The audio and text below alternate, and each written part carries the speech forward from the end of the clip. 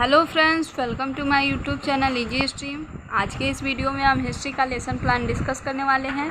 तो ये हिस्ट्री का लास्ट लेसन प्लान है। इसके बाद हम इंग्लिश का लेसन प्लान डिस्कस करेंगे। तो चलिए शुरू करते हैं। इसके लिए भी आपको सबसे पहले पाठ्य योजना का क्रमांक लिखना है, फिर लिखना है विद्यालय का नाम, जिस भी विद्यालय में आप शिक्षक का कार्य कर रहे हैं, फिर दिनांक, विषय, उपविषय, कक्षा, कालांश, अवधि। इन 6 बिंदुओं को लिखने के बाद हम लिखते हैं टॉपिक यानी प्रकरण।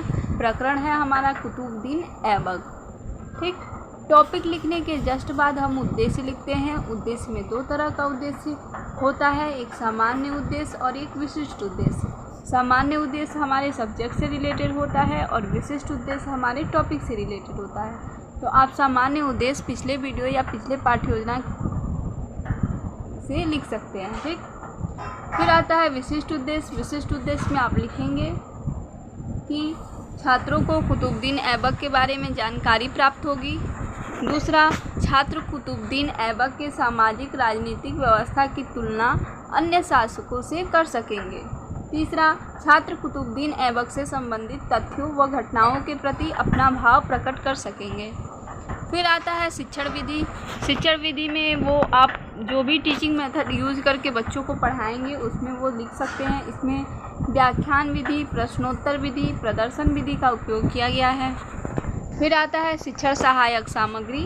शिक्षण सहायक सामग्री में वो सभी सामग्री आप लिखेंगे जो टीचिंग के लिए यूज करेंगे, जैसे कि कक्षा कक्ष उपकरण व कुतुबुद्दीन ऐबक के शासनकाल की महत्वपूर्ण घटनाएं।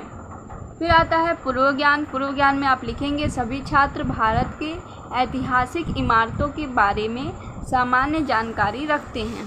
ठीक, पूर्व ज्ञान लिखने के बाद हम लिखते हैं प्रस्तावना का प्रश्न। प्रस्तावना का प्रश्न हम अपना प्रकरण निकलवाने के लिए बनाते हैं। तो इसके लिए आपको एक टेबल बनानी होती है जिसमें 3 कॉलम रहता है। पहले में क्रम संख्या, दूसरे में छात्राध्यापिका कथन और तीसरे में छात्र या छात्रा कथन। तो आप पहला क्वेश्चन बच्चों से करेंगे कि भारत की राजधानी कहाँ है, तो बच्चे बताएंगे दिल्ली।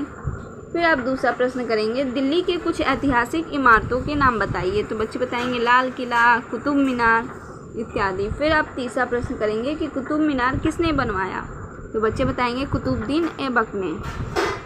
यहीं से आपका प्रकरण निकलेगा। कुतुबुद्दीन ऐबक के बारे में आप क्या जानते हैं, तो ये समस्यात्मक प्रश्न हो जाएगा और बच्चे निरुत्तर हो जाएंगे। फिर आप अपना उद्देश्य कथन लिखेंगे कि छात्रों आज हम लोग कुतुबुद्दीन ऐबक के बारे में अध्ययन करेंगे। उद्देश्य कथन लिखने के बाद आता है प्रस्तुतिकरण।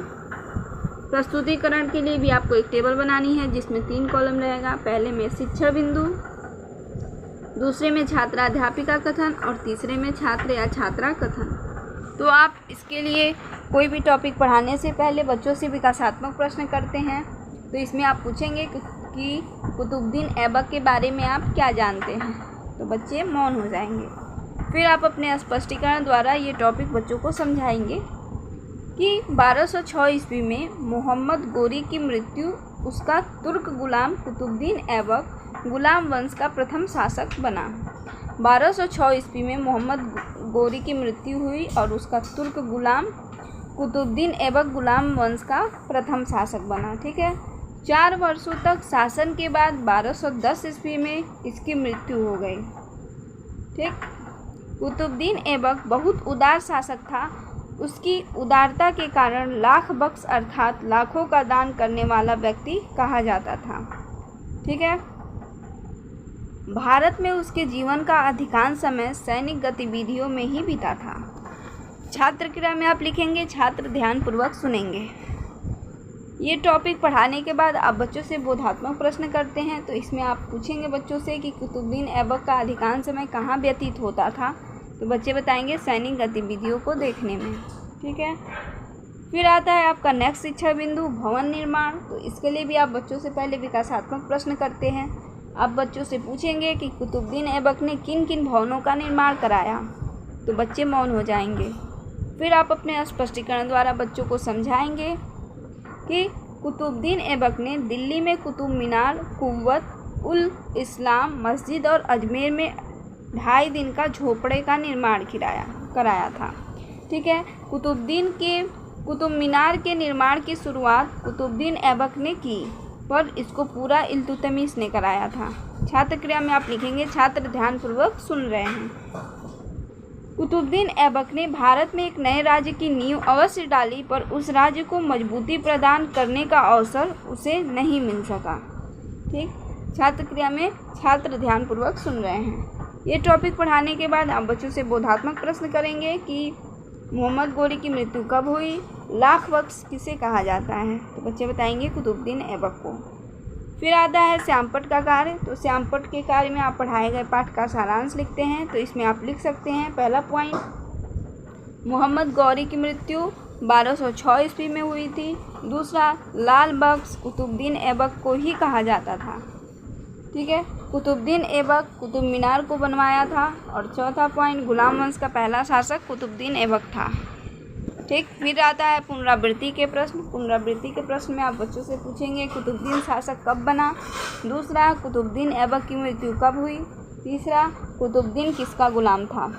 ठीक, गृह कार्य के लिए आप बच्चों को दे सकते हैं कि सभी छात्र कुतुबुद्दीन ऐबक पर लेख लिख कर ले आएंगे। ठीक है, तो आज के वीडियो में बस इतना ही। नेक्स्ट टॉपिक में हम इंग्लिश का लेसन प्लान को करेंगे। अगर आपको ये वीडियो पसंद आती हो तो लाइक करें और अपने दोस्तों के साथ शेयर करें। Thank you for watching.